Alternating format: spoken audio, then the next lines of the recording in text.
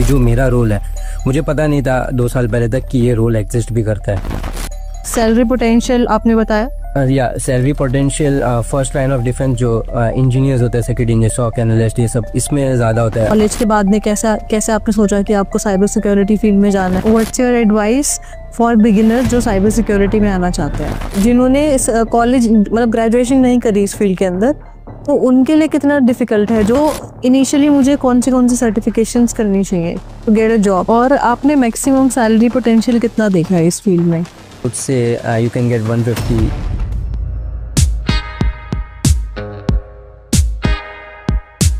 Cyber security एक बहुत ही trending career option है 2025 में, बट इसमें कौन सा रोल आपके लिए बेटर ऑप्शन है? इस पॉडकास्ट में हम इसी के ऊपर डिस्कशन करने वाले हैं। Today we have Akshay, he is currently working as a security industry specialist in Amazon Web Services in US. उनसे हम डिस्कशन करेंगे कि साइबर सिक्योरिटी में कितने डिफरेंट टाइप्स के रोल्स होते हैं, जैसे there is SOC analyst, security engineer और बहुत सारे रोल जिनके बारे में हमने सुना भी नहीं है। तो इस पॉडकास्ट में हम इसी के ऊपर डिस्कशन करेंगे। So welcome Akshay to this podcast. Thank you Swati, thank you.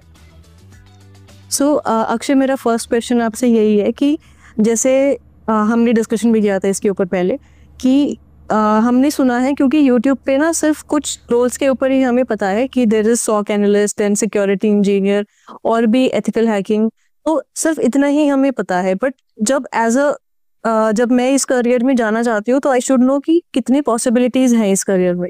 तो हम 1 बाय 1 इसी के ऊपर डिस्कशन करते हैं। तो according to you, how many roles are there in security, in cyber security? So जैसे आपने कहा कि साइबर सिक्योरिटी में ऑनलाइन जो इन्फॉर्मेशन मिलता है that is limited to like few roles, SOC analyst और लाइक एपसेक इंजीनियर एक्सेट्रा। लेकिन एक्चुअल में जब आप एक्चुअल में साइबर सिक्योरिटी इंडस्ट्री में घुस जाते हैं तो आपको पता चलता है कि यहाँ पे और भी काफ़ी रोल होते हैं। जैसे अभी जो मेरा रोल है, मुझे पता नहीं था 2 साल पहले तक कि ये रोल एग्जिस्ट भी करता है।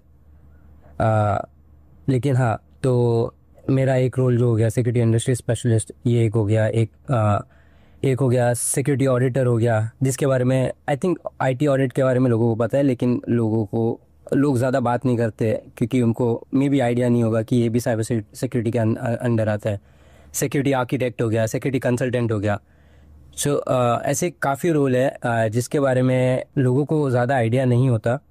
एंड मुझे भी नहीं था कुछ सालों पहले तक, बट हाँ है, काफ़ी रोल है। तो सॉक एनालिस्ट का क्या काम होता है? सॉक एनालिस्ट का काम ये होता है कि अभी जो कंपनी में, जिस कंपनी में वो काम कर रहे हैं, वहाँ पे कोई भी सिक्योरिटी इंसिडेंट हो रहा है तो उन्हें लाइक 24/7 ये मॉनिटर करना होता है। तो सॉक टीम होती है, अगर अब कंपनी छोटी है, एक ही जगह लोकेशन है, तो 24/7 वहाँ पे रोटेशन होता है, 8 आवर्स का शिफ्ट हो सकता है। लेकिन अगर कंपनी बड़ी है, मल्टीपल कंट्रीज़ या मल्टीपल रीजन्स में उनका लोकेशन है, तो वैसे हो सकता है कि 9 to 8, अभी जैसे ईस्टर्न टाइम न्यूयॉर्क, उसके बाद पैसिफिक टाइम में हो गया, सिएटल में लोकेशन हो गया, या फिर ऑस्ट्रेलिया में हो गया उसके बाद। सो बेसिकली ऐसा रोल होता है और उनका काम ये होता है कि कुछ भी इशू हो रहा है, कुछ भी इंसिडेंट हो रहा है सिक्योरिटी रिलेटेड, तो वो 24/7 मॉनिटर करते हैं, लॉग्स एनालिसिस, बाद में उसका ट्रायल्स करते हैं। अगर कुछ वो इशू इंसिडेंट में चेंज हो रहा है तो इंसिडेंट हैंडलिंग का अलग एक प्रोसीजर होता है, वो फॉलो करते हैं। ये सॉक एनालिस्ट का काम होता है बेसिकली। सिक्योरिटी इंजीनियर क्या करता है कंपनी में? तो सिक्योरिटी इंजीनियर एक बहुत ही ब्रॉड टर्म है जो लोग यूज़ करते हैं। सिक्योरिटी इंजीनियर में भी मल्टीपल रोल्स होते हैं, जैसे एपसेक इंजीनियर एक हो गया, रेड टीमिंग हो गया, ये एपसेक इंजीनियर में ही आता है। बाद में इसमें डिफेंसिव इंजीनियर हो गया, ब्लू टीम हो गया एक्सेट्रा। तो सिक्योरिटी इंजीनियर का काम बेसिकली ये होता है कि जो कंपनी का इंफ्रास्ट्रक्चर है, सर्विसेज है, उसको कैसे प्रोटेक्ट करें। लोग सॉक एनालिस्ट के साथ मिलके काम कर सकते हैं या इंडिपेंडेंटली भी कुछ कर सकते हैं। जैसे कि कोई नया सर्विस लॉन्च हो रहा है तो लॉन्च होने के पहले भी वो लोग टेस्ट करते हैं कि हाँ, इसमें जो भी कोड है वो सही है कि नहीं, उसमें कुछ फ्लॉ है क्या। सो पेनिट्रेशन टेस्टिंग करके फॉर एग्जांपल वो लोग देख सकते हैं। तो जब उनका अप्रूवल मिल जाता है उसके बाद ही वो सर्विस लॉन्च होती है। अदर देन दैट, जो एग्जिस्टिंग इंफ्रास्ट्रक्चर है या सर्विस है, वो भी वो लोग चेक कर सकते हैं, मॉनिटर कर सकते हैं along with the SOC analyst. और एक और रोल यहाँ पे आता है डिटेक्शन इंजीनियर, तो उसमें क्या काम करना होता है? So detection engineer basically जो SOC analyst है उसका आई वुड से कि नेक्स्ट पाथ होगा डिटेक्शन इंजीनियर हो सकता है। तो जो SOC एनालिस्ट जो भी टूल्स यूज़ करते हैं और डिटेक्शन इंजीनियर का काम है कि वो टूल्स बनाना, इंटरनली अगर बना रहे तो इम्प्रूव करना, या फिर जो भी प्लान है वो प्लान क्रिएट करना so that SOC analyst use कर सकते हैं। तो detection engineer I would say कि अगर आप SOC एनालिस्ट हैं अभी, तो आगे one of the path can be detection engineer. Okay. और जैसे अभी आप सिक्योरिटी इंडस्ट्री स्पेशलिस्ट हैं, इससे पहले आप रिस्क मैनेजर थे, तो रिस्क मैनेजर में का क्या काम होता है? सो रिस्क मैनेजर जस्ट एक इंटरनल टाइटल है, बट एक्चुअल मेरा काम था IT auditing, security auditing within AWS services का। तो उसमें basically ITGC controls, IT general controls test करते हैं फॉर सर्विसेज। अभी जैसे AWS की सर्विसेज है, I am not sure, but like for example कोई भी सर्विस हो, नॉट जस्ट AWS, अगर किसी भी कंपनी में हो तो वो उसका इंडिपेंडेंट असेसमेंट करते हैं basically IT auditors, cyber security auditors, वो उनका काम होता है। तो and so risk manager basically just is a title, but role वही था, तो वो काम था। IT जनरल से क्या मीनिंग था आपका? आपने मेंशन किया अभी। एक्सेस मैनेजमेंट हो गया, डेटा सिक्योरिटी हो गया, एनक्रिप्शन फॉर डेटा सिक्योरिटी भी मैंने से I mean encryption at rest, encryption in transit. बाद में ये टेस्ट करते हैं कि बिजनेस कंटिन्यूटी प्लान है क्या, इंसिडेंट रिस्पांस प्लान है क्या। अब इंसिडेंट रिस्पांस प्लान जो SOC एनालिस्ट यूज़ करते हैं। So as an auditor, auditor का काम यह है टू मेक श्योर कि हाँ ये सब इन प्लेस है एंड अप टू डेट है। इफ़ नहीं तो वो फ्लैग करते हैं वो लोग। तो नेक्स्ट रोल आता है हमारा सिक्योरिटी आर्किटेक्ट, तो उसमें क्या रोल होता है? सो सिक्योरिटी आर्किटेक्ट भी दो टाइप के होते हैं, इंटरनल आर्किटेक्ट, एक्सटर्नल आर्किटेक्ट। अगर आप इंटरनल आर्किटेक्ट हैं तो आप अपने ही कंपनी को हेल्प करते हैं सिक्योर आर्किटेक्चर बनाने में। अब ये जो सिक्योरिटी आर्किटेक्ट ज़्यादा टेक्निकल होता है, बट उसमें कोडिंग की ज़रूरत नहीं होती। फॉर एग्जांपल लिटिल और no coding is needed for security architect. Basic Python scripting आती है तो भी ठीक है, नहीं आती तो भी मैं जानता हूँ बहुत लोगों को जो काम कर रहे हैं एज अ सिक्योरिटी आर्किटेक्ट। और अगर एक्सटर्नल सिक्योरिटी आर्किटेक्ट है, एक्सटर्नल एज एन जैसे AWS है, तो AWS के क्लाइंट्स उनको कस्टमर्स उनको हेल्प करना to build a secure architecture कि हाँ ठीक है, फायरवॉल यहाँ पे होना चाहिए, लोड बैलेंसर ऐसा होना चाहिए, etcetera. So how basically building an architecture for the customer और the internal service team. Okay. और इसके अलावा और कोई रोल होता है? सिक्योरिटी कंसल्टेंट हो गया फॉर एग्जांपल। सिमिलर ही होता है या फिर? सिमिलर होता है थोड़ा, या थोड़ा सिमिलर होता है, लेकिन इसमें कंसल्टिंग ज़्यादा आ जाता है, बिजनेस साइड ज़्यादा आ जाता है as compare to technical side. तो इसमें आपका बिजनेस एक्यूमेन थोड़ा अच्छा होना चाहिए, आपका रिपोर्टिंग स्किल अच्छा होना चाहिए, क्योंकि आप as a consultant, as a security consultant usually external role होता है, तो आप कस्टमर्स या क्लाइंट्स से बात कर रहे हो तो उनके लीडरशिप से बात करना होता है। तो आपको टेक्निकल नॉलेज होना चाहिए, लेकिन आपका बिजनेस साइड भी थोड़ा स्ट्रांग होना चाहिए। एंड अगेन इसमें भी ज़्यादा scripting, little to no scripting या कोडिंग की ज़रूरत होती है। जरूरत होती है कि नहीं होती है? नहीं होती। नहीं होती है। ओके। एकदम हल्का सा अगर जरूरत आती है तो it's good for you, if not it's not needed. Okay, so basically security consultant में बिजनेस एक्यूमेन अगर किसी का है और वो साइबर सिक्योरिटी में जाना चाहता है तो उसके लिए बेस्ट ऑप्शन हो सकता है ये वाला। यस। ओके। इसके अलावा और कौन से रोल्स होते हैं? इसके अलावा एपसेक, आई थिंक एपसेक है जो इंटरनल रोल होता है, जिसके बारे में शुरू में हमने बात किया था थोड़ा कि internal services, internal applications test करना, देखना कि कुछ इशू है क्या, कुछ फ्लॉ है क्या। GRC भी मैंने एक पढ़ा था। GRC is basically governance, risk and compliance, and IT auditing या साइबर सिक्योरिटी ऑडिटिंग उसके अंडर आता है, सिक्योरिटी अश्योरेंस उसके अंडर आता है। ये सब IT ऑडिटिंग में अभी जो मेरा रोल है, मोस्टली मेरा title is security industry specialist, लेकिन it comes under GRC। Security assurance में आता है। सो अच्छा। इसमें ये होता है कि इसमें भी थोड़ा बिजनेस थोड़ा अच्छा होना चाहिए, टेक्निकल भी होना चाहिए, क्योंकि आप इंटरनली अपने टीम अपने लीडरशिप को रिपोर्ट करते हैं कि आपकी कंपनी जो स्टैंडर्ड्स एंड फ्रेमवर्क है जो रिक्वायर्ड है मैंडेटरी, वो फॉलो कर रही है कि नहीं कर रही है। अगर नहीं कर रही है तो कैसे इम्प्लीमेंट कर सकते हो वो सब, टू मेक श्योर कि you are compliant with everything which are mandatory. So basically cyber security में 3 लाइन ऑफ डिफेंस होते हैं। एक SOC analyst for example is the first line of defence, security assurance is the second line of defense, and internal audit is the third line of defense. So GRC में second and third line of defense होता है। Okay, so basic ये 3 ही line होती है जो आपने बताई, इसके अंदर जितने हमने रोल डिस्कस करे कहीं ना कहीं डिवाइड होते रहता है। Yes, correct, correct. ओके, ठीक है। और आपके अकॉर्डिंग इन तीनों में से सबसे इनिशियली कौन सा बेस्ट करियर ऑप्शन, मतलब बेस्ट रोल हमारे लिए हो सकता है कि इनिशियली साइबर सिक्योरिटी में जो भी जाना चाहता है कि इनिशियली उसके लिए काफ़ी इजी होगा इस रोल में जाना? सो अगर आप काफ़ी टेक्निकल है, आपको कोडिंग एंड स्क्रिप्टिंग सीखनी है और आपका एम वही है कि हाँ ठीक है अभी के लिए ये रोल ठीक है, लेकिन 5 साल बाद भी मेरे को एप्लीकेशन फॉर एग्जांपल एपसेक इंजीनियर बनना है, तो सॉक एनालिस्ट ज़्यादा सही रहेगा।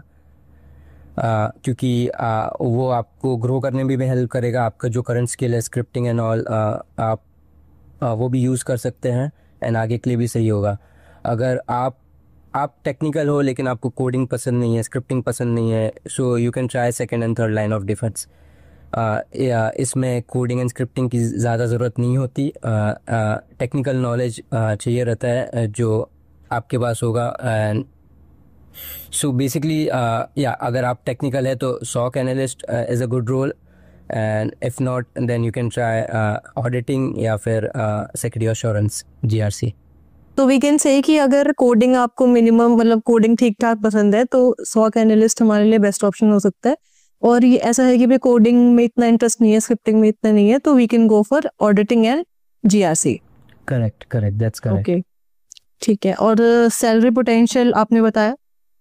या salary potential first line of defence जो इंजीनियर्स होते हैं, सिक्योरिटी इंजीनियर, सॉक एनालिस्ट, ये सब इसमें ज़्यादा होता है। अब SOC analyst when you are starting तब इतना नहीं मिलता, लेकिन जैसे ही आप उसमें आगे बढ़ते हैं, डिटेक्शन इंजीनियर, एपसेक इंजीनियर, तो फिर उसमें आपका सैलरी बढ़ता है काफ़ी। एंड GRC एंड ऑडिटिंग में थोड़ा कम होता है कंपैरेटिवली, बट वही है कि उसमें आपको कोडिंग की ज़रूरत नहीं होती, तो आपको अगर इंटरेस्ट नहीं है तो फिर आप इसमें जा सकते हैं। और एक चीज़ ये भी है कि जिसमें सैलरी पोटेंशियल ज़्यादा है उसमें थोड़ा सा वर्कलोड भी ज़्यादा रहेगा सॉक एनालिस्ट में, और जो अदर इसमें होंगे फर्स्ट लाइन ऑफ डिफेंस में, उसमें मैंने काफ़ी सुना है कि वर्कलोड भी ज़्यादा होता है, क्योंकि अभी आपने बताया कि वो 24 आवर्स एनालाइज होता है उसमें, कि कभी भी थ्रेट आ सकता है, तो उसमें कोई ना कोई रहता ही है। तो इसमें वी कैन से कि हाँ, थोड़ा वर्क लाइफ बैलेंस थोड़ा सा बैलेंस्ड नहीं होगा, बहुत ज़्यादा हो सकता है कि आपको वीकडेज में ज़्यादा काम करना पड़े या फिर इवन वीकेंड्स पे भी काम करना पड़े। हाँ, तो अब जैसे आपकी कंपनी अगर छोटी कंपनी है, टीम डिस्ट्रीब्यूटेड नहीं है अलग अलग लोकेशंस में, तो आपको नाइट शिफ्ट भी करना पड़ सकता है SOC as a SOC analyst. But अगर टीम बड़ी है तो फिर आपको डे शिफ्ट ही वीकेंड में भी करना पड़ सकता है, वैसा होता है, क्योंकि वो 24/7 मॉनिटरिंग चाहिए, तो उसमें वर्कलोड ज़्यादा होता है, उसमें आपको कोडिंग स्क्रिप्टिंग करना होता है, तो वो अलग एक स्किल है जो बहुत ही अच्छी स्किल है जिसके पास है, तो उसके लिए थोड़ा ज़्यादा पे होता है उधर। आपकी जर्नी किस तरह से रही, थोड़ा सा मतलब कॉलेज के बाद में कैसा कैसे आपने सोचा कि आपको साइबर सिक्योरिटी फील्ड में जाना है, फिर आपने मुंबई में जॉब करी, देन फिर अभी आप US में काम कर रहे हैं, तो वो थोड़ा सा अपनी जर्नी के बारे में आप बताइए थोड़ा सा। तो मैंने अपना इंजीनियरिंग मुंबई से किया था, नवी मुंबई खारघर भारतीय विद्यापीठ कॉलेज। जैसे ही मैंने इंजीनियरिंग ख़त्म किया मुझे ऑन कैंपस जॉब लग गई थी एज एन एसोसिएट कंसल्टेंट। तो वहाँ पे मेरा काम था to help customers implement IBM technologies, IBM Oracle technologies. So मैंने स्टार्ट किया for the first 6 month I was like system admin, web server admin basically. उसके बाद मैं इम्प्लीमेंटेशन में मूव हुआ, तो जहाँ पे मैं banking and non banking financial customers के लिए IBM टेक्नोलॉजीज़ इम्प्लीमेंट करता था। सो वहाँ पे थोड़ा 2 साल काम था, बट अच्छी बात ये हो गई कि जब मैं वो रोल में था, इम्प्लीमेंटेशन वाले रोल में था, मुझे वहाँ पे अलग अलग companies, for example Infosys, BCG, इनके साथ काम करने मिला, क्योंकि वो भी एक ही प्रोजेक्ट में काम कर रहे थे जो प्रोजेक्ट में मुझे असाइन हुआ था। तो वहाँ पे मुझे सिक्योरिटी एंड नेटवर्किंग टीम और क्लाइंट के सिक्योरिटी और नेटवर्किंग टीम के साथ भी इंटरेक्शन मेरा हुआ वहाँ पे। तो वहाँ पे थोड़ा इंटरेस्ट आया। इंटरेस्ट थोड़ा इंजीनियरिंग के टाइम से था सिक्योरिटी में, बट वहाँ पे थोड़ा एक्सपोजर मिला कि हाँ एक्चुअल क्या करते हैं ये लोग। तो वहाँ पे मुझे इंटरेस्ट आया। सो मुंबई में मैं 2 साल था वो रोल में। उसके बाद मैं यूएस आ गया। यूएस मैंने इन्फॉर्मेशन मास्टर्स किया इन्फॉर्मेशन मैनेजमेंट में with a focus on information security and data science. So मतलब मैंने ट्राई किया कि हाँ मैं सिक्योरिटी के साइड थोड़ा मूव हो जाऊँ। एंड एक सर्टिफिकेशन भी कर लिया था, CompTIA security plus for example, when I was still studying doing my masters. And उसके बाद मुझे मिला, जब मेरा मास्टर्स ख़त्म हुआ तो मुझे मिला अमेज़ॉन में as a cloud support engineer role. So अब ये रोल भी ऐसे ही था, सॉक एनालिस्ट जैसा 24/7 रोल है, but since AWS is a big company तो इनके पास मल्टीपल लोकेशंस में है, तो मुझे नाइट शिफ्ट नहीं करना पड़ता था, बट वीकेंड में काम करना पड़ता था कभी कभी। और यहाँ पे AWS सर्विसेज का बेसिकली वो रोल में मेरा काम था कि जो कस्टमर्स AWS यूज़ करते हैं उनको इम्प्लीमेंट करने में हेल्प करना या ट्रबल शूट करने में हेल्प करना। सो वो रोल में भी मैं 2 साल के लिए था। उसके बाद मैं इंटरनल ऑडिट में मूव हुआ, जहाँ पे मैं AWS सर्विसेज ऑडिट करता था, IT ऑडिट।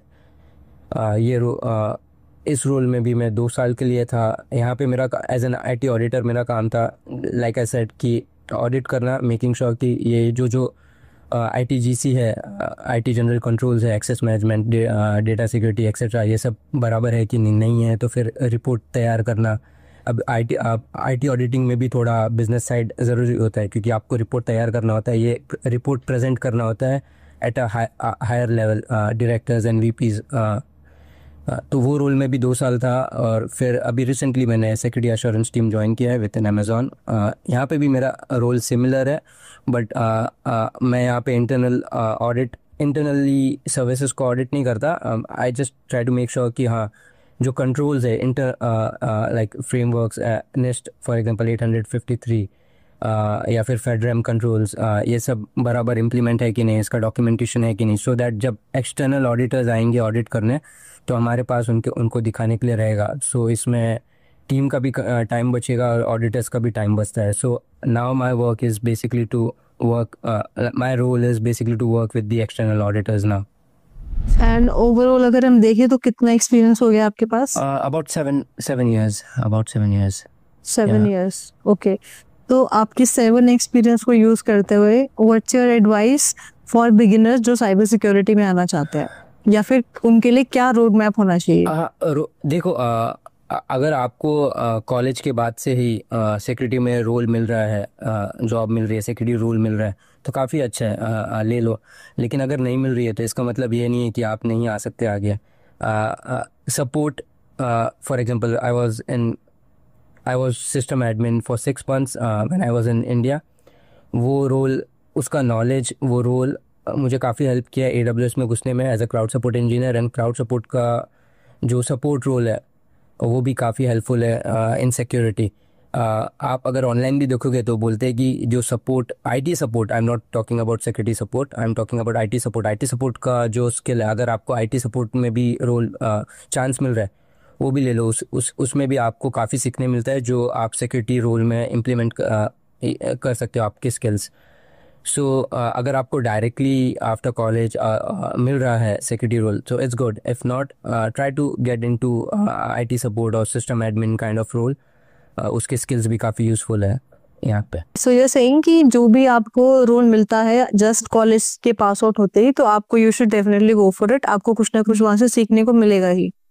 बट जो अगर मतलब डू यू थिंक कि पॉसिबल है या फिर कर सकते हैं अगर कोई ऑलरेडी जैसे कॉलेज खत्म हो चुका है और वो भी और किसी और फील्ड में है और वो अब करना चाहते हैं साइबर सिक्योरिटी में, क्योंकि अब एकदम से बूम आ गया है कि सबको लग रहा है कि साइबर सिक्योरिटी में बहुत सारी जॉब्स है और इसको अभी ये एक ऐसा करियर है जिसको ज्यादा टच नहीं किया लोगों ने, पता नहीं है लोगों को इसमें बहुत ज्यादा पोटेंशियल है।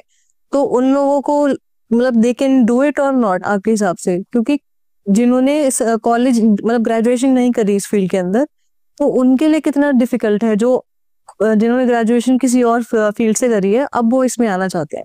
मैंने लाइक अपने एक्सपीरियंस में मैंने देखा है कि लोग जो टेक्निकल बैकग्राउंड के नहीं हैं वो भी साइबर सिक्योरिटी में काम कर सकते हैं। फॉर एग्जांपल अभी मैंने इतने रोल्स हमने जो डिस्कस किए, most of them is like basic knowledge, technical knowledge होना चाहिए, कोडिंग स्क्रिप्टिंग की ज़रूरत नहीं है। सो अगर आपने इंजीनियरिंग बैकग्राउंड से ग्रेजुएशन नहीं की है, फिर भी आप थोड़ा एफर्ट डाल के थोड़ा सीख के आप अप्लाई कर सकते हैं। तो लाइक आई सेड कि जो भी रोल मिल रहा है आपको आईटी में, अगर आपका बैकग्राउंड नहीं है आईटी का, आप ट्राई करो कि आपको आईटी सपोर्ट में मिल जाए some after like doing your initial research and like initial effort डाल के। First of all try to get some certifications, try to set up your lab initially, hack the box, kind of thing, doing those things. I think most of them are free, but yeah, वो सब करने का try करो। आप कोई personal project try करो, Python script,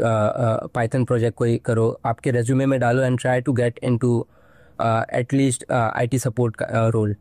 वहाँ पे अगर आप एक बार घुस गए तो वही आपका लर्निंग कर्व चालू हो जाता है। फिर आप वहाँ पे जितना सीखोगे, जितना हैंड्स ऑन एक्सपीरियंस लोगे वहाँ पे, आप वो यूज़ करके ट्राई कर सकते हो उसके बाद to move into a more security focus role. So ऐसा नहीं है कि अगर आपका बैकग्राउंड इंजीनियरिंग में नहीं है तो आपको नहीं मिलेगा, ऐसा नहीं है। क्योंकि मैंने देखा है यहाँ पे जो अभी सीनियर पोजीशन में भी है, उन्होंने इंजीनियरिंग से नहीं किया था, लेकिन अब वो लाइक सीनियर लीडर्स बन चुके हैं साइबर सिक्योरिटी में within Amazon as well. So that's a good example कि लेट्स से कि मैंने बीकॉम करी है, मैंने बीकॉम कर लिया, now I am interested in this career, मुझे अच्छा लगता है नेटवर्किंग और किस तरह से काम करते हैं नेटवर्किंग वगैरह सब, मुझे इंटरेस्ट है इस फील्ड में। तो इनिशियली मुझे कौन सी सर्टिफिकेशंस करनी चाहिए टू गेट अ जॉब, क्योंकि और कौन से लैंग्वेजेस मुझे सीखनी चाहिए एज अ बिगिनर। तो आप मान के चलो कि मैंने बैचलर्स बीकॉम या इस टाइप की कोई भी नॉर्मल सी ग्रेजुएशन की हुई है, अब नेक्स्ट मुझे कौन सी सर्टिफिकेशंस करनी चाहिए जो फ्री आपने बताई कि वो भी आप इजीली कर सकते हो। ठीक है। So first of all language बोल की बात करेंगे तो पाइथन अभी सबसे टॉप पे है फॉर स्क्रिप्टिंग, जो जिसकी ज़्यादा ज़रूरत पड़ती है यहाँ पे। सो पाइथन अगर आप सीख सकते हो तो बहुत सही। उसके बाद जो सर्टिफिकेशंस है, सो बेसिक सर्टिफिकेशन से आप ट्राई कर सकते हो। तो सर्टिफिकेशंस भी दो टाइप के होते हैं, एक वेंडर स्पेसिफिक होता है, एक वेंडर न्यूट्रल होता है। When I say vendor specific, I'm talking about AWS certifications, for example, Google certification, Microsoft certificate, Azure certifications. And vendor neutral होता है, वो होता है CompTIA security plus, IC square का सर्टिफिकेशन हो गया, ISACA सबका सर्टिफिकेशन हो गया। तो अगर आप जस्ट घुसना चाहते हो तो मैं बोलूँगा कि वेंडर न्यूट्रल सर्टिफिकेशन करो। For example CompTIA security plus, या CompTIA के मल्टीपल सर्टिफिकेशन, सिक्योरिटी प्लस एकदम आई वुड से लाइक बिगनर्स के लिए होता है, नेटवर्क प्लस हो गया, सिक्योरिटी प्लस हो गया, ये ट्राई करिए। ये दो चीज़ करिए, लाइक स्क्रिप्टिंग पाइथन हो गया, सर्टिफिकेशन हो गया, and try to implement your lab at your home environment, and like projects करिए कुछ जो आप अपने रेज्यूमे में डाल सकते हैं। सो आपका इतना सब हो गया ना, तो आप इंटरव्यू के लिए फिर ट्राई कर सकते हैं, एंड इंटरव्यू में ये सब बातें कर सकते हैं। नहीं तो it would be a good talking point. Interviewer भी मोस्टली, मैं भी इंटरव्यू लेता हूँ तो मुझे पता है कि इंटरेस्ट आता है इसमें कि हाँ बंदे ने बैचलर्स या फिर मास्टर्स जो भी है टेक्निकल बैकग्राउंड से नहीं किया, लेकिन उसने एफर्ट डाला। सो एफर्ट जो होता है ना, वो सबसे ज़्यादा वैल्यू होता है यहाँ पे इंटरव्यूज़ में, एटलीस्ट मेरे एक्सपीरियंस में। तो आप ये सब दिखाओगे तो इंटरव्यू इम्प्रेस हो जाएगा ज़रूर। या डेफिनेटली, बिल्कुल, अगर आप एफर्ट करते हो। और इवन मुझे लगता है जब इंजीनियरिंग नहीं करी हुई है और किसी ने बीकॉम बैचलर्स करने के बाद में वो आ रहा है, तो वो बहुत ज़्यादा रिफ्लेक्ट होता है कि उसको मतलब ये नहीं सोचा कि अब मेरे पास तो है ही नहीं तो मैं क्या ही ट्राई करूँ। तो वो ज़्यादा हाईलाइट होता है जब आप एफर्ट मार के अच्छा सा पोर्टफोलियो बनाते हो।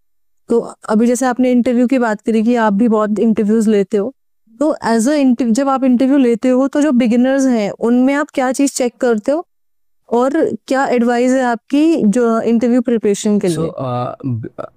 अब जो बिगनर्स होते हैं, जो जस्ट ग्रेजुएट होने वाले होते या हो चुके होते, तो उनसे इतना एक्सपेक्ट नहीं करता, एटलीस्ट मैं और जो मेरी टीम है।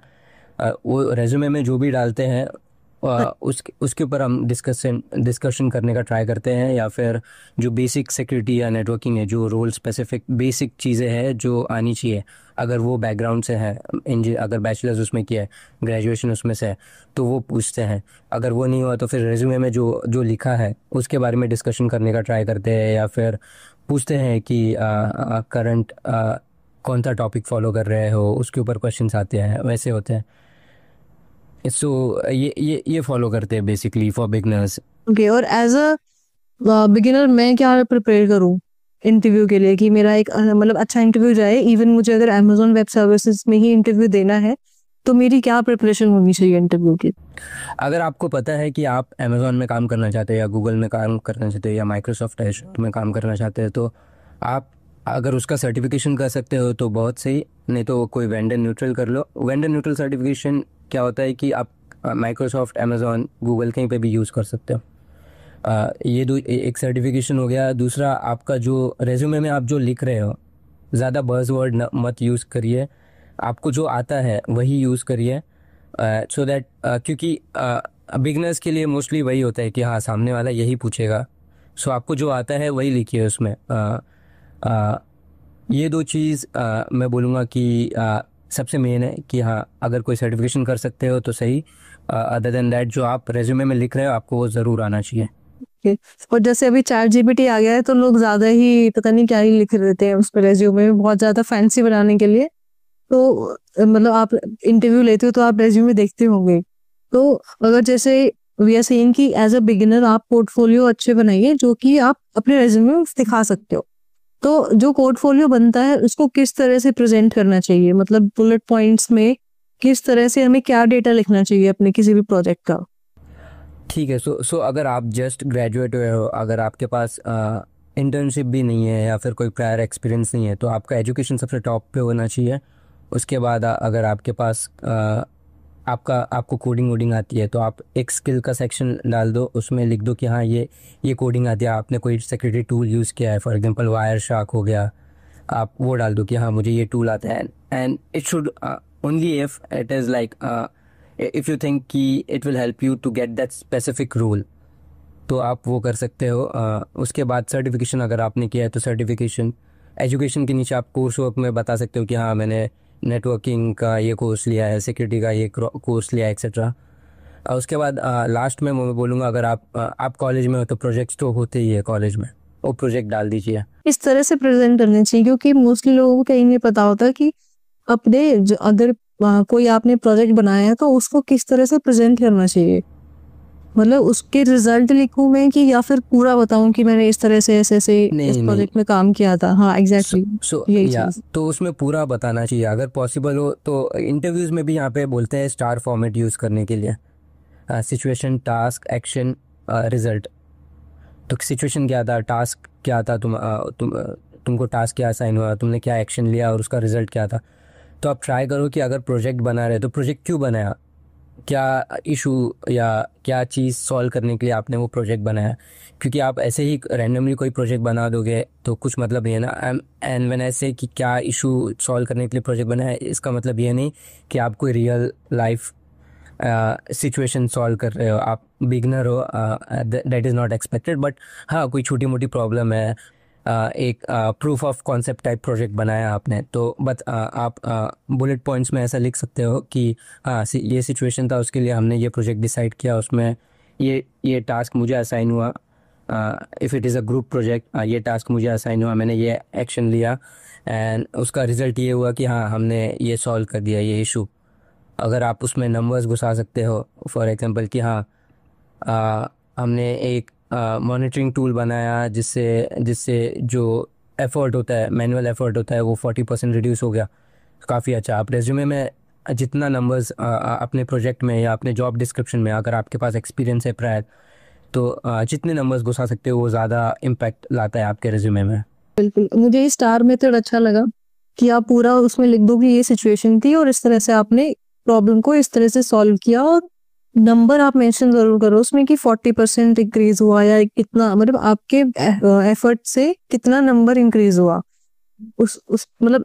करेक्ट, करेक्ट, इस करेक्ट। तरह से लिखेंगे तो ज्यादा बेटर इंप्रेशन आएगा उसके जो भी रेज्यूमे आपका पड़ेगा, उसमें ज्यादा कुछ बहुत ज़्यादा मतलब थ्योरी लिखने की ज़रूरत नहीं है, और चैट जीपीटी का यूज़ मत करो क्योंकि वो डिटेक्ट हो जाता है कुछ, क्योंकि चैट जीपीटी कुछ वर्ड्स हैं जो रिपीट करता है, तो वो फिर पता चल जाता है पढ़ते कि हाँ ये थोड़ा सा ज़्यादा फैंसी लग रहा है, तो इतना फैंसी भी हमें नहीं रखना है। उसमें ज़्यादा से ज़्यादा रिजल्ट ओरिएंटेड प्रोजेक्ट, मुझे लगता है रेज्यूमे जितना ज़्यादा रिजल्ट ओरिएंटेड हो उतना ज़्यादा अच्छा लगता है, पढ़ने का मन भी करता है, नहीं तो फिर वो लगता है भाई थ्योरी थ्योरी भर दी है बिल्कुल। करेक्ट। एंड वो जितना सिंपल होगा, क्योंकि आपका first level of screening ATS के बाद एचआर के पास जाता है। सो एचआर अब comparatively as compare to hiring managers कम टेक्निकल होते हैं, तो उनको जितना सिंपल वर्ड्स में आप समझा सकते हो उतना ज़्यादा अच्छा है। तो आपका रेज्यूमे, वो लोग अब रेज्यूमे में कैसा होता है कि आप इतने बड़े बड़े वर्ड्स एकदम डीपली एक्सप्लेन कर दोगे, तो वो भी नहीं करना चाहिए। जितना सिंपल रखोगे अपना रेज्यूमे उतना अच्छा है। जॉब डिस्क्रिप्शन फॉर एग्जांपल वो भी ट्राई करो, अगर स्टार मेथड में बता सकते हो with in a couple of lines कि दो तीन टास्क किया आपने ये पर्टिकुलर जॉब में, तो एक फर्स्ट टास्क के लिए दो तीन लाइन यूज़ कर लो, सेकंड टास्क के लिए दो तीन लाइन यूज़ कर लो, एक दो लाइन जेनरिक रख दो कि हाँ ये मेरा काम था, फिर ये काम किया मैंने। एंड एचआर्स जब ये सब देखते हैं तो उनके पास ज़्यादा टाइम नहीं होता, वो लोग स्कैन करते हैं ऊपर से कि हाँ हमको जो जॉब डिस्क्रिप्शन है, फर्स्ट ऑफ ऑल कि जो जॉब डिस्क्रिप्शन है, हर जॉब के लिए ना रेज्यूमे मॉडिफाई करना होता है अकॉर्डिंग टू जॉब। तो जब एचआर्स देखते हैं ना, तो वो ये देखते हैं कि हाँ हमको ये स्किल्स चाहिए, ये है कि नहीं उसमें, अगर है तो उसके बाद वो लोग फॉरवर्ड करते हैं वो हायरिंग मैनेजर्स को, फिर हायरिंग मैनेजर्स अपना देखते हैं। तो जितना सिंपल रखोगे कि एचआर समझ सके उतना ज़्यादा अच्छा है। ओके और अभी जैसे आपने यूट्यूब पे देखा ही होगा कि साइबर सिक्योरिटी के ऊपर काफ़ी वीडियोस बन रही है। एक पॉडकास्ट हम लोगों ने भी किया था इससे पहले प्रीवियस, जिसमें हमने डिस्कस किया था कि मतलब राइट रोड मैप क्या होना चाहिए, बिल्कुल स्टार्ट से हमने डिस्कस किया था। उसी का सेकंड एक एपिसोड है जिसमें हम रोल्स के ऊपर ज़्यादा फोकस कर रहे थे कि डिफरेंट क्या क्या रोल्स होते हैं साइबर सिक्योरिटी में। तो उसमें हमें काफ़ी कॉमेंट्स क्या आए थे कि जो फ्रेशर्स हैं ना उनको बहुत मुश्किल हो रही है इस फील्ड में जॉब मिलना, क्योंकि कोई भी एक बिगिनर को साइबर सिक्योरिटी की फील्ड में मतलब नहीं ला पा रहा है, या तो इंडिया में ज़्यादा फेस कर रहे हैं। तो आपके हिसाब से एज अ फ्रेशर कहाँ पे इजीली जॉब मिल सकती है? आपने एक आईटी सपोर्ट वाला तो आपने बताया ही था, बट आपने भी ये चीज़ फेस करी थी कि एज अ फ्रेशर मतलब बहुत कम जॉब्स हैं इस फील्ड में? जॉब्स कम नहीं है, बट ये है कि उनको जो एक्सपीरियंस चाहिए, जो स्किल्स चाहिए, वो हमारे पास एज अ फ्रेशर नहीं होता। सो अगर आपको कुछ सर्टन अमाउंट ऑफ एक्सपीरियंस हो गया, लाइक 5 6 ईयर 7 ईयर, आपने वो सब स्किल अचीव कर लिए, तो फिर आपको जॉब मिलेगा। But as a fresher I would say कि आप अगर बहुत लकी है, आपको शुरू में ही सिक्योरिटी जॉब मिल गया, बहुत अच्छा। लेकिन अगर नहीं मिल पाया, सो डिस्करेज होने की ज़रूरत नहीं है उसमें। आप जैसे मैंने बोला कि system admin is one of the role, जो मैंने भी किया और जिसका नॉलेज और स्किल्स मुझे हेल्पफुल था आगे के रोल्स में। आईटी सपोर्ट हो गया, ये ऐसे रोल्स जो होते हैं ना, उसके स्किल्स ट्रांसफरेबल होते हैं। तो ये ट्रांसफरेबल स्किल्स आप वो रोल में जाके लर्न कर सकते हैं, और इसमें ये रोल्स में घुसना ज़्यादा डिफ़िकल्ट भी नहीं होता है। बट यही है कि जस्ट मेक श्योर कि आपका जो एम है आप उसके तरफ काम करते रहो, आगे भी सर्टिफिकेशन करते रहो। After getting into IT support और system admin for example, certification करते रहो, अपस्किलिंग करते रहो अपने अपने करंट जो भी टेक्नोलॉजी है, या फिर लर्न कोडिंग है और अगर आपको उसमें इंटरेस्ट है एक्सेट्रा। और कैसे हम फाइंड कर सकते हैं कि एज अ बिगिनर, क्योंकि अभी बिगिनर की ही बात कर रही हूँ मैं, कि एज अ बिगिनर कौन सी बेस्ट कंपनीज या जब वो जॉब के लिए देख रहे हैं तो कौन सी बेस्ट कंपनीज या किस तरह से हमें देखना चाहिए कि कहाँ पे अप्लाई करना है, या फिर कहीं भी अप्लाई कर दो जहाँ हो जाए, ऐसा कुछ? कहीं भी कर दो। मैं तो बोलूँगा जहाँ पे आपको वो एक्सपीरियंस लेने का चांस मिल रहा है, आप जा रहे हैं। फर्स्ट ऑफ ऑल कंपनी आपको हायर करेगी अगर उनको लगेगा कि आप में पोटेंशियल है, आप एफर्ट डाल सकते हैं। लेकिन आपको भी ये देखना है कि हाँ मुझे वो रोल में क्या सीखने मिलेगा, मेरा ग्रोथ है कि नहीं वहाँ पे। Most of the time I would say कि आपको इनिशियली पता नहीं होता कि हाँ ठीक है इसमें मेरे को ये सीखने मिलेगा कि नहीं। लेकिन once you get into that role, once you start doing the task, आपको समझ में आता है कि हाँ ठीक है मुझे यहाँ पे सीखने मिल रहा है कि नहीं मिल रहा है। अगर नहीं मिल रहा है तो ट्राई अदर जॉब। बट आप इनिशियली अगर आपको लग रहा है कि जॉब डिस्क्रिप्शन जो है जो जहाँ पे आप अप्लाई कर रहे हो, अगर उसका जो जॉब डिस्क्रिप्शन है that is interesting to you, that sounds interesting to you, and उसमें जो भी टास्क आपको करना पड़ रहा है, अगर आपको लग रहा है कि हाँ this is what will be helpful for me, for my role in cyber security, for a role in cyber security, so आप वो ले लो। कंपनी मत देखो कि हाँ मुझे ये स्पेसिफिक कंपनी में जाना है। अगर जैसे मैं स्टार्टिंग से ये वर्ड यूज़ करो, आप बहुत लकी हो तो आपको मिल जाएगा। सेम अगर आप लकी हो तो आपको एक बड़े कंपनी में एक सिक्योरिटी इंजीनियर का जॉब स्टार्टिंग से मिल सकता है, देखा है मैंने लोगों को। लेकिन अगर आपको नहीं मिलता, इसका मतलब ये नहीं है कि आप लकी नहीं हो, जस्ट ये है कि हाँ आपको थोड़ा ज़्यादा मेहनत करना है, आपको ज़्यादा एफर्ट डालना है। आपको अभी जो मिल रहा है वो ले लो, उसमें ट्राई करो कि आप से ट्रांसफरेबल स्किल्स ज़्यादा सीखो, and up keep upskilling yourself and try keep working towards getting to that specific role that you are interested in. बिल्कुल। और जैसे भी आपने बताया कि 5 से 7 साल आपको हो चुके हैं इस फील्ड में, तो आपके हिसाब से इस फील्ड की बेस्ट और वर्स्ट बात क्या है आपको जो लगती है?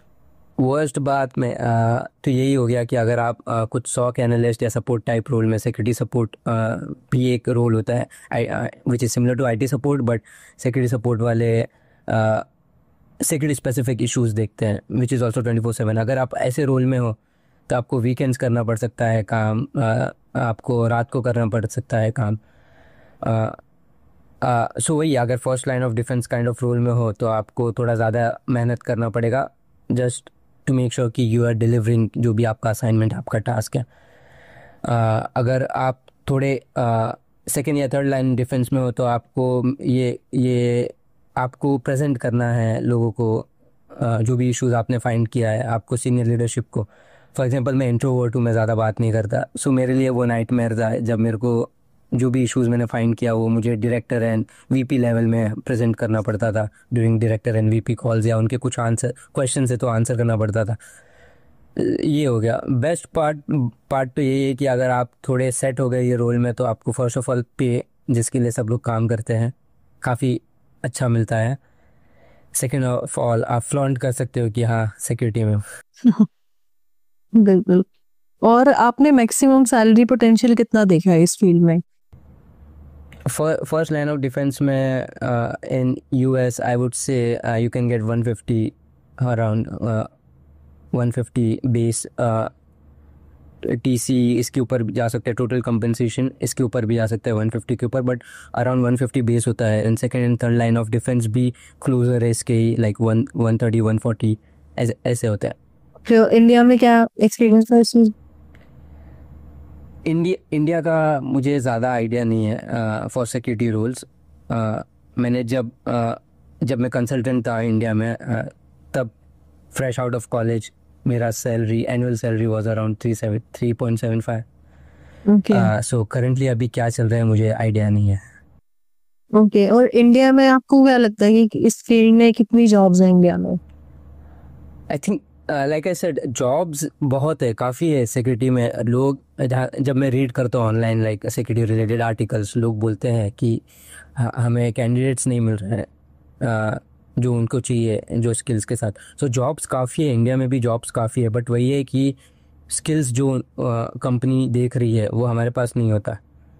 सो आई वुड से कि जॉब्स है, बट अगर आपके पास स्किल नहीं है तो ट्राई वर्किंग ऑन दो skills, try to make sure that you get those skills and then apply to those jobs. So job security related jobs की मुझे नहीं लगता कमी है। अगर आप ओवरऑल देखोगे तो, अगर आप स्पेसिफिक रोल देखोगे तो मे बी इट्स पॉसिबल कि हाँ वो स्पेसिफिक रोल नहीं है right now, but cyber security in general में काफ़ी जॉब्स है। ओके। वी कैन से कि अगर आपको जॉब नहीं मिलती है तो आप इंटर्नशिप भी कर सकते हो, चाहे वो अनपेड ही करनी पड़े, ताकि एक्सपीरियंस तो मिले, तभी तो आप पोर्टफोलियो में कुछ दिखा पाओगे। करेक्ट। अगर आप ये इंटर्नशिप कर लो। अगर आपको आपके डिजायर्ड रोल, आपका डिजायर्ड रोल नहीं मिल रहा है तो जो रोल मिल रहा है अगर it is related to security, try to get into that role, आप स्विच मार सकते हो उसके बाद। बिल्कुल।